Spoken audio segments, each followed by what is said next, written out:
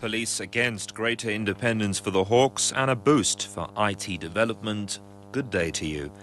The police have dismissed calls to move the Hawks outside their control to give the corruption fighting unit greater independence. Police Secretary Jenny Irish Qoboshiani says that in ruling last year that the Hawks' founding legislation was unconstitutional, the Constitutional Court didn't demand that the unit be relocated outside the police. She was responding to submissions by legal experts on a draft amendment to the South African Police Service Act to restructure the Hawks in line with the court's ruling in the Glenister case. The judgment stated that South Africa's commitments under international treaties obliged it to have an independent anti-corruption unit and faulted the act for failing to protect the Hawks adequately from interference. The National Assembly's ad hoc committee tasked with setting up a code of conduct for judges says it will continue with deliberations despite a poor response from the public. No one responded to adverts placed in various newspapers. The Judicial Service Commission has been unable to finalize the case of Judge Nkolo Motata as there's no code of conduct in place for judges. Committee member Hendrik Schmidt. It's of utmost importance that we keep to the time schedule because, as you've heard in the JSE, there are matters which need urgent finalisation and it's hampering them in their task, and it's eminent judges who are possibly to be dealt with. Telecommunications giant Fiberco has teamed up with government to construct state-of-the-art information technology infrastructure. The company's chairperson, Andile Ngaba, says the use of fiber optic cables is more advanced than copper.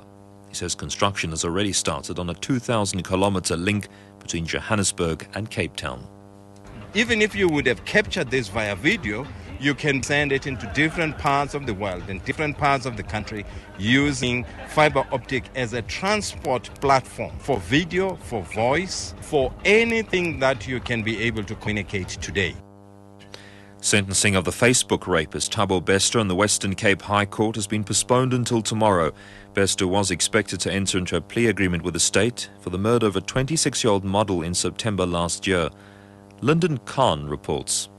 Court officials say there is a discrepancy relating to the imprisonment given to Bester in October last year. A Durban court sentenced him to 50 years, 10 years suspended for raping and robbing two models. But it's unclear at this stage whether the sentences of 30 years each are running concurrently. The prosecution asked that the matter be put on hold before they could proceed with the plea agreement. Bester has been dubbed the Facebook rapist for using the social networking site to lure women by claiming he could launch their modeling careers. He then raped and robbed them at knife point. Lyndon Khan, SABC News, Cape Town. Shops belonging to foreign nationals in Makwalo outside Fredefort in the northern Free State have been looted by demonstrating residents. They were earlier protesting against power outages. They've also vandalized council offices. Police spokesperson Thandi Mlambo. The community continued with the protest. This is after municipality and councillors tried to meet with them so as to explain the way forward. And currently they have looted 14 shops that are owned by foreigners. Unemployment in Eurozone countries has risen to almost 11%, its highest rate since the euro currency was established.